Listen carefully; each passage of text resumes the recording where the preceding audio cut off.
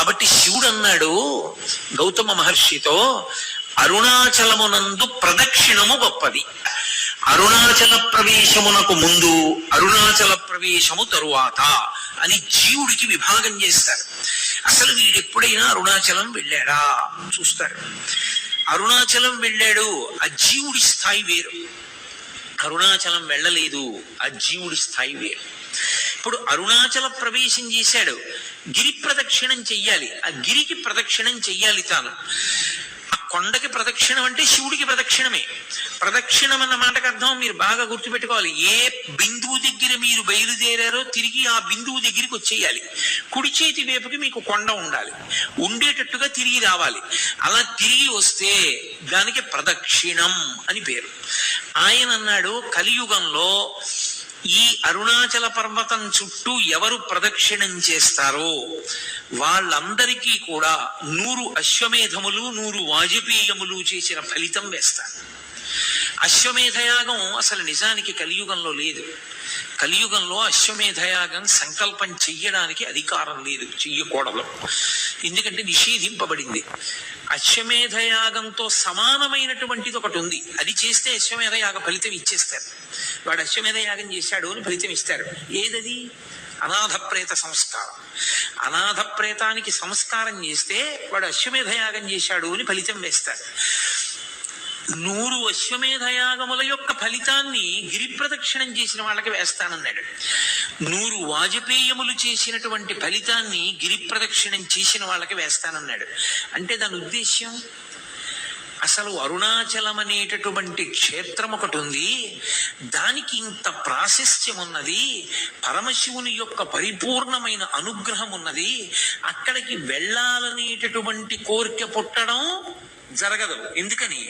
అసలు కొన్ని కోట్ల జన్మలెత్తితే తప్ప అరుణాచల పర్వతం గురించి తెలుసుకోడు. అరుణాచల వైభవం అన్న మాట వినడు. కాబట్టి పక్కన పెట్టేయి. విన్నాడు, అది మనసులో హత్తుకుని అరుణాచలంలోకి ప్రవేశిస్తానన్న మాట అన్నాడు పో. అహంకారం వదల్లేడు. ఏదో ఒకటి వెంట పెట్టుకుంటాడు.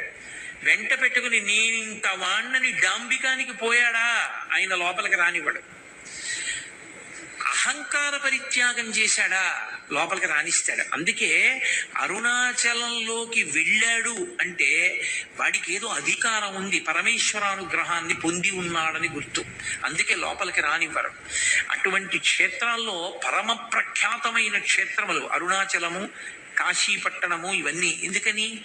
అగస్త్య మహర్షి స్కాంద పురాణంలోనే కుమార సంహితలో చెప్తారు, ఎన్నో క్షేత్రాలకు వెళ్ళి నమస్కారం చేసినటువంటి పుణ్యము పరీపాకమైతే కాశీపట్టణంలోకి రావడానికి అర్హత వస్తుంది. అసలు అన్ని క్షేత్రాలకి జీవుడు ఎప్పటి నుంచో వెడుతుంటే ఆ ఫలితం ఉంటే తప్ప కాశీలోకి వెళ్ళలేడు. కుదరదు, వదలబమ్మన్నారు. ఇక అరుణాచలం తత్తుల్యం, అంత గొప్పది. అరుణాచల ప్రవేశము అంత తేలికైన విషయం కాదు. అలా ఆర్తి కలిగిన వాళ్ళకి చిన్న చిన్న విషయాల దగ్గర నుంచి పెద్ద పెద్ద విషయాల వరకు ఆయన అనుగ్రహించాడు ఆ ప్రదక్షిణ తత్వంలో. అందుకే కామ్యమునందు కూడా మీకు ప్రత్యేకంగా కోరి ప్రదక్షిణం చెయ్యక్కర్లేదు. ఆదివారం నాడు ప్రదక్షిణం చేశాడనుకోండి, ఆదివారం నాడు ప్రదక్షిణం చేసి వచ్చేస్తే సూర్యమండలాన్ని భేదిస్తాడు జీవుడు. శరీరం పడిపోయిన తర్వాత శరీర పతనానంతరము సూర్యమండలాన్ని ఛేదించి కైలాసంలో శివలోకానికి వెళ్ళి శివ సాన్నిధ్యమును పొందుతాడు. ఒక సోమవారం నాడు ప్రదక్షిణం చేశాడనుకోండి, జరామృత్యువులను దాటతాడు. జరామృత్యువు అంటే వృద్ధాప్యము, మృత్యువు. ఇదొక చిత్రమైనటువంటి విషయం. చాలా మంది త్రిదళం త్రిగుణాకారం త్రినేత్రంచ త్రియాయుధం అంటుంటారు, కానీ అలా లేదు. అసలు యథార్థ పాఠం త్రియాయుషం అనుంది. త్రియాయుషం ఏకబిల్వం శివార్పణం. త్రియాయుషం అంటే 3 రకములైన ఆయుర్దాయాల్ని కోరుతారు. నేను వృద్ధాప్యాన్ని చూడాలని నేను కోరుకోవాలి. బాల్యము, కౌమారము, యవ్వనము దాటి నేను వార్ధక్యాన్ని చూడాలి అని అడగాలి. ఎందుకో తెలుసా? వార్ధక్యాన్ని చూడలేదు అంటే అపమృత్యువు. నా మనవల్ని ఎలా చూస్తాను? నా మనవల్ని చూసేశాను అనుకోండి, నేను నా 2వ తరాన్ని చూసేశాను. 2 తరాలు చూసేశాను అంటే లౌకికంగా నేను నా ఆయుర్దాయం చేత పరిపూర్ణంగా వంశంలో ప్రధానమైన మలుపులు చూసేశాను. ఇప్పుడు నేను వానప్రస్థానికి ఈశ్వరుణ్ణి చేరుకోవడానికి తపస్సు చేసుకోవడానికి వెళ్ళవచ్చు, అర్హత పొందుతాను. ముందే పడిపోయింది అనుకోండి శరీరం, అసలు ఇంకా కొడుకు లేడు, కొడుకుని చూడలేదు, తను చెయ్యవలసిన కర్తవ్యాలు పూర్తి చేయలేదు, అది అపమృత్యు దోషం అంటారు దాన్ని. అలా పడిపోకూడదు శరీరం. కాబట్టి అపమృత్యు దోషం పోవాలి అంటే జరా అంటే వృద్ధాప్యమునందు చింతతో అమ్మో ఇది పడిపోతుందేమో, అమ్మో ఇది పడిపోతుందేమో, అమ్మో ఇది పడిపోతుందేమో అని బెంగతో కాకుండా అమ్మో ఇది పడిపోకముందే చేసేయాలనేటటువంటి తాపత్రంతో చెయ్యగలిగినటువంటి స్థితిని పొంది తదనంతరము ఇక మళ్ళీ ఇంకొకసారి చావవలసిన అవసరం ఉండదు. అది ఆఖరి చావు. అంటే ఇంకోసారి పుట్టడని గుర్తు. పుడితే కదా చావడం. అది ఆఖరి వృద్ధాప్యం. ఆ ఆఖరి వృద్ధాప్యం భయంతో ఉండదు, ఆ ఆఖరి వృద్ధాప్యం త్వరతో ఉండదు. ఓ జుట్టు తెల్లబడిపోతోంది, 60 వచ్చేసాయి, చేసేయాలి గబగబా మంచి కార్యక్రమాలన్నీ. ఈ పాటి ఓపిక ఉండగా సంధిబంధములు సడలిపోక ముందే ఈశ్వరారాధన చేసేయాలి, ఈశ్వరుడిచ్చిన సమయాన్ని సాధ్యమైనంత వెచ్చించేయాలి అని త్వర కలిగి భగవదారాధన యందు మగ్నుడవుతాడు. మగ్నుడై ఆ భావనతో భావనతో భావనతో భావనతో ఉన్న కారణం చేత శరీరం పడిపోతున్నప్పుడు కూడా పటికి బెల్లం తిన్న నోరులా ఆ పారవస్యంతో పడిపోతాడు. పడిపోయిన కారణం చేత భగవంతుని యొక్క స్మరణలతోనే వెళ్ళిపోయాడు కాబట్టి ఇక మళ్ళీ రాడు కాబట్టి ఇక ఇంకొకసారి చావడు, ఇంకొకసారి పుట్టుక లేదు, ఇంకొకసారి మరణము లేదు. అందుకని జరామరణములను దాటాలి అంటే సోమవారం నాడు ప్రదక్షిణం చేయాలి. నువ్వు వేరే ఏమీ అడగక్కర్లేదు. ఏ రోజు ప్రదక్షిణం చేసినా ఫలితమే. ఈ కాలమా ఆ కాలమా అలా ఏం లేదు. మంగళవారం నాడు ప్రదక్షిణం చేస్తే సార్వభౌమత్వం. అయితే నేను ఇక్కడ మీకు ఒక మాట చెప్పవలసి ఉంటుంది. స్వయంగా భగవాన్ రమణులు చెప్పిన మాట. అరుణాచలంలో అరుణగిరికి ప్రదక్షిణానికి మంగళవారము శ్రేష్టము, చాలా మంచిది. మంగళవారం నాడు గిరి ప్రదక్షిణం చేస్తే ఎందుకో తెలుసా? అది అగ్ని కొండ, పావకి సుబ్రహ్మణ్య తత్వం, అది సుబ్రహ్మణ్య క్షేత్రం, శివానుగ్రహం. అక్కడ మంగళవారం నాడు ఉదయం కుజహోర ఉంటుంది. కుజుని యొక్క శక్తిని తగ్గించగలిగిన వాడు సుబ్రహ్మణ్యుడు. మంగళవారం సుబ్రహ్మణ్యానుగ్రహాన్ని ప్రోధి చేస్తుంది. అందుకే మంగళవారం నాడు ప్రదక్షిణం చాలా గొప్పది. సూరి నాగమ్మ గారు ప్రతి మంగళవారం గిరి ప్రదక్షిణానికి వెళ్ళేవారు. అప్పుడు మంగళవారం నాడు ప్రదక్షిణం చేసిన వాడు సార్వభౌముడవుతాడు. సార్వభౌముడవుతాడు అన్న మాటకు అర్థం చక్రవర్తి అంటే రాజ్య పరిపాలనే అని అనుకోక్కర్లేదు. భక్తి సార్వభౌముడు కావచ్చు, వైరాగ్య సార్వభౌముడు కావచ్చు, జ్ఞాన సార్వభౌముడు కావచ్చు.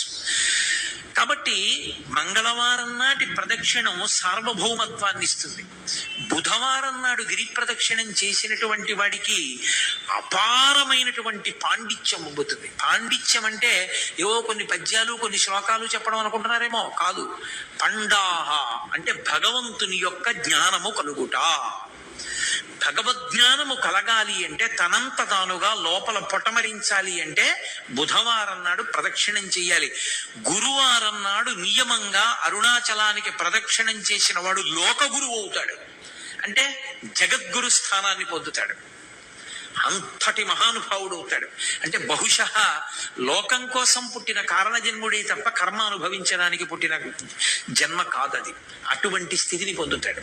శంకర భగవత్పాదులు, ఒక చంద్రశేఖరేంద్ర సరస్వతి మహాస్వామి వారు, ఒక చంద్రశేఖర భారతీ మహాస్వామి వారు, నృసింహ భారతీ మహాస్వామి వారు, వీళ్ళందరినీ జగద్గురువులు అంటారు. ఆ జగద్గురు స్థానాన్ని అలంకరిస్తాడు. అది గురువారం నాడు జరిగేటటువంటి. ఇక శుక్రవారం నాడు అపార సంపత్తి, ఇహమునందు విశేషమైనటువంటి ఐశ్వర్యాన్ని పొంది అంత్యమునందు విష్ణుపథాన్ని పొందుతాడు.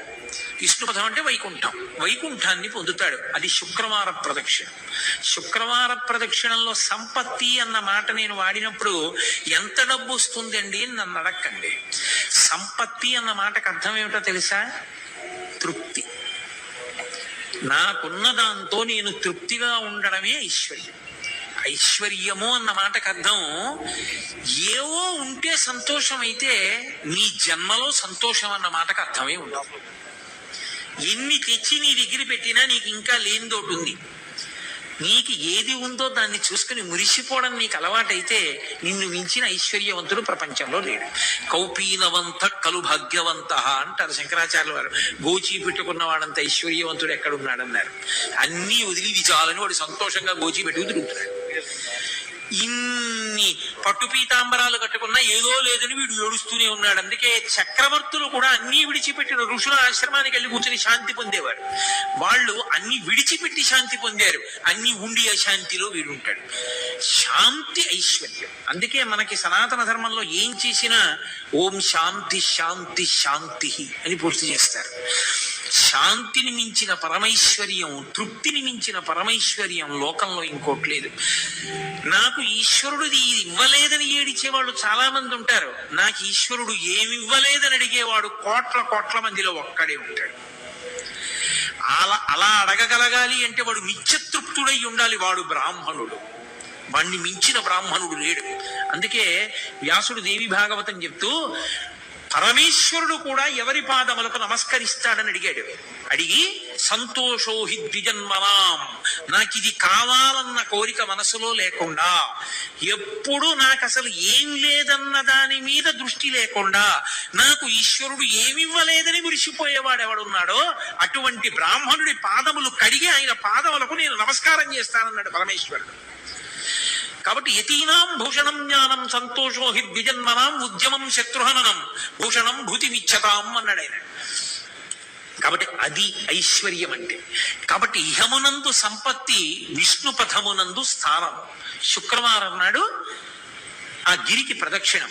అలాగే శనివారం నాడు చేస్తే గ్రహపీడా విముక్తి. మీరు ఒక్క మాట చాలా జాగ్రత్తగా జ్ఞాపకం పెట్టుకోవాలి. గ్రహపీడా విముక్తి అన్న మాటకు అర్థం ఏమిటో తెలుసా అండి? ఆ గ్రహం మిమ్మల్ని బాధించడం మానేస్తుంది అని కాదు. మరి ఇంకెందుకండి గ్రహపీడా విముక్తి అని మీరు నన్ను అడగచ్చు. గ్రహములకు ఈశ్వరత్వము లేదు. గ్రహములకు ఈశ్వరత్వం లేదు. అందుకే నేను మీతో ఒక మాట చెప్తాను. ఒక దేవాలయంలో అనేకమైన దేవతామూర్తులు, నవగ్రహ మంటపం, గోపూజ జరుగుతున్నాయి అనుకోండి. మీరు ఏదైనా మరిచిపోవచ్చేమో కానీ గోవుకి ప్రదక్షిణం చేయకుండా మీరు వెళ్ళకూడదు. ఒక దేవాలయానికి ఎదురుగుండా ఒక ఆవు మేస్తోంది అనుకోండి, మీరు గుళ్ళోకి వెళ్ళడం ముఖ్యమా, ఆ గోవుకి ప్రదక్షిణం చేయడం ముఖ్యమా అంటే గుళ్ళోకి వెళ్ళడం కన్నా గో ప్రదక్షిణం ముఖ్యం. మీరు గుళ్ళోకి వెళ్ళి గోవును వదిలేసి వెళ్ళారనుకోండి, ఈశ్వరుడు కూడా అనుగ్రహించారు. గో ప్రదక్షిణమే గొప్పది. దిలీప చక్రవర్తి వృత్తాంతం లేదు? గోవును దాటిడితే ఏమయ్యాడు? గోవుకి ప్రదక్షిణం చెయ్యాలి. నవగ్రహ మంటపానికి ప్రదక్షిణ వదిలేశారనుకోండి, ఉపద్రవం రాదు. ఎందుకో తెలుసా? గ్రహములకు ఈశ్వరత్వము లేదు. కొంతమంది పొరపాటున శనీశ్వరుడు అంటుంటారు. శనీశ్వరుడు అన్న మాట లేదు. శనైశ్చరుడు. శనైహి చరహ. మెల్లగా మెల్లగా నడుస్తాడు ఆయన. అందుకని ఆయనకి శనైశ్చరుడు తప్ప శనీశ్వరుడు లేదు. అసలు గ్రహములకు ఈశ్వరత్వము లేదు. ఈశ్వరత్వము లేదు అన్న మాటకు అర్థం ఏంటో తెలుసా? ఆయన గుమాస్తాయే కానీ అధికారి కాడు. గుమాస్తా గారు వద్దు, ఈయనకి 2 ఎకరాల పొలం ఇవ్వకూడదు అని రాశాడు. కలెక్టర్ గారు ఫైల్ చూసి అక్కర్లేదు, ఇతనికి ఇవ్వచ్చు, పేదవాడు పాపం, ఇతనికి ఇవ్వడానికి తగిన కారణాలు నాకు కనపడుతున్నాయి, కాబట్టి 2 ఎకరాలు ఫలానా చోటు ఇతనికి ఇవ్వండి అని రాశాడు. గుమాస్తా మాట నెగ్గుతుందా? గ్రహబాధ విముక్తి అన్న మాటకు అర్థం ఏమిటో తెలుసా? గ్రహముల యొక్క పీడ కింది స్థాయికి వెళ్ళిపోతుంది. ఈశ్వరుడు పిలిచి అంటాడు, వాడిని నువ్వు బాధ పెట్టడానికి వీలు లేదు. ఇప్పుడు పాము కరవాలి వాడిని చీమ కరుస్తుంది.